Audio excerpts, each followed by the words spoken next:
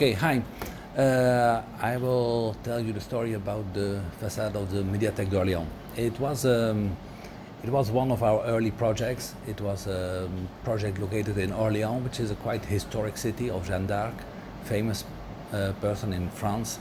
And this project was designed by a young couple of architects, VS-A.eu, who had just made a previous building. So this was their second building, and they were really very ambitious in terms of design. They made a very contemporary project for that, but very quickly the quality of the project started really to become related to the quality of the facade. So the facade was a very important point in such a way that every part of the program had a specific facade.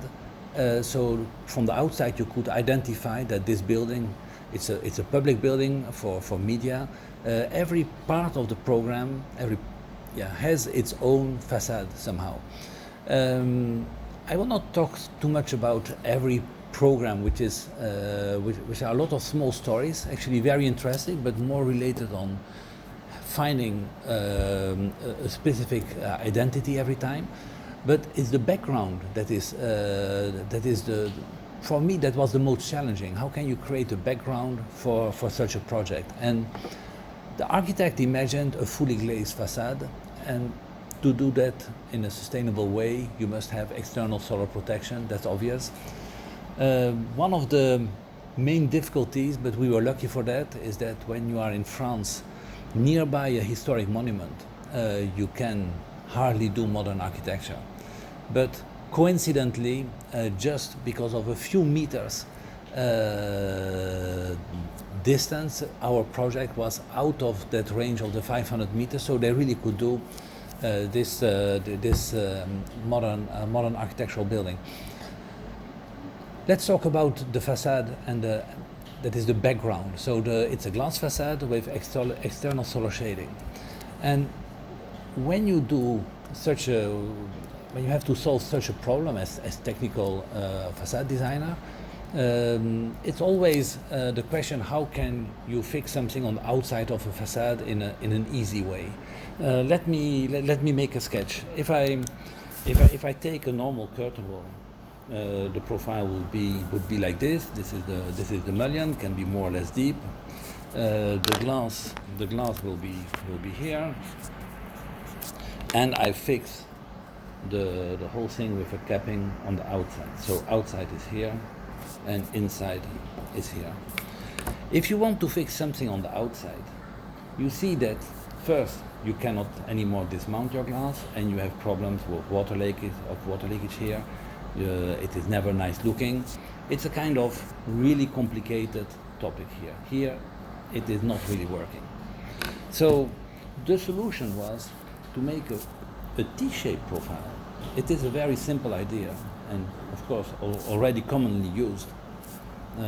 It's a T-shape, so the glass is put from the inside.